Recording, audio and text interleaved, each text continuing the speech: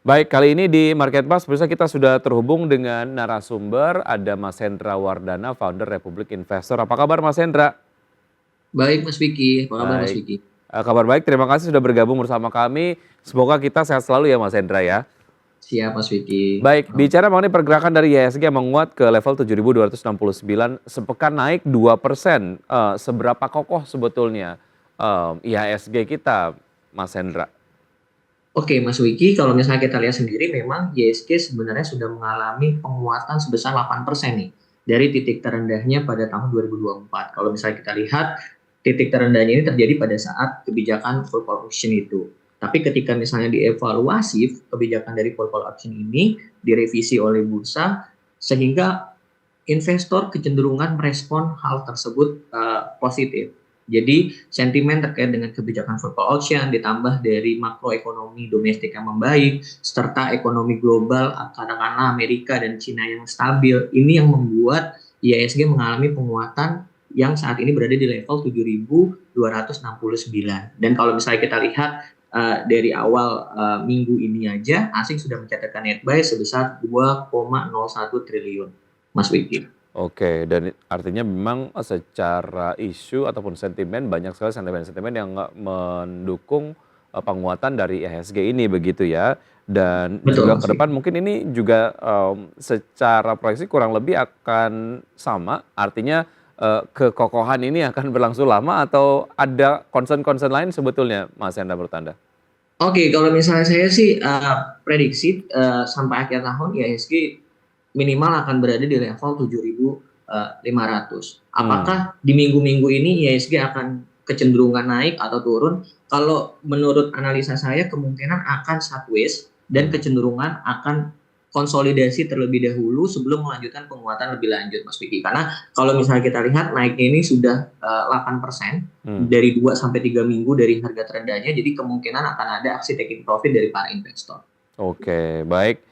Dari IHSG kita akan spesifik membahas mengenai sektor perbankan, spesifiknya ke BBNI yang menguat 4% kemarin, bagaimana rekomendasi untuk perbankan dan juga proyeksi lah ya. Ini menjelang musim laporan keuangan di kuartal 2 tahun ini. Iya Mas Wiki dan teman-teman investor, kalau misalnya kita lihat memang sebenarnya dari sektor perbankan dari titik terendahnya pada saat itu mengalami kenaikan terus nih perbankan, dan walaupun kita lihat memang sebenarnya kalau misalnya untuk jangka panjangnya sektor perbankan ini sebenarnya masih dalam fase yang downtrend. Tapi seharusnya ini sebenarnya jadi kesempatan nih buat investor untuk mengoleksi saham-saham perbankan, karena tadi yang Mas Wiki bilang seperti Bank BNI atau Bank Mandiri atau BRI ini sebenarnya jadi kesempatan buat teman-teman investor untuk mengoleksi saham-saham tersebut. Adapun kalau misalnya saya lihat memang proyeksi sektor perbankan di tahun 2024 ini memang pastinya ditopang oleh pertumbuhan kredit. Seiring dengan apa? Seiring dengan stabilnya angka GDP kita di tahun 2024 di atas 5%. Nah, kalau misalnya kita lihat juga NPL perbankan juga bisa dibilang masih stabil, itu di rentan 2 sampai 2,5%. Sehingga kalau misalnya NPL-nya stabil, ini dapat meningkatkan rasio probabilitas dari sektor perbankan itu sendiri. Nah, kalau misalnya kita lihat dari laba bersih Bank BCA sendiri di kuartal 1 2024 itu tumbuh sebesar 14,5% secara year on year, serta kalau misalnya Bank BRI dia tumbuh sebesar 6,1%, Bank Mandiri tumbuh sebesar 1,5%, dan laba BNI ini tumbuh sebesar 10,9% secara year on year. Jadi bisa dibilang saham-saham perbankan masih sangat menarik untuk dicermati Mas Widi. Oke, dari saham-saham yang Anda tadi sebutkan yang secara valuasi masih menarik ataupun masih murah lah ya dan juga potensial upside yang paling tinggi yang mana Mas Hendra? Kalau misalnya saya lihat berdasarkan valuasi, memang berdasarkan dengan PI, BBNI masih jauh lebih menarik karena Hmm. PI-nya sebanyak 8,11 kali dibandingkan dengan rata-rata industri sektor perbankan di 11,9 kali. Nah, kalau misalnya dilihat dari valuasi PB PB sendiri, BBNI mendapatkan PB sebesar 1,19 kali dibandingkan dengan sektornya 2 kali. Jadi bisa dikatakan BBNI masih cukup rendah dibandingkan dengan sektor perbankan yang lain. Jadi saya Oke. merekomendasikan kalau misalnya buat dicermati bisa Bank BNI atau Bank Mandiri untuk dikoleksi buat teman-teman investor. Oke, untuk Bank BNI dan juga Bank Mandiri ada target price, Mas Hendra, sampai akhir tahun? Kalau misalnya untuk BBNI sekitar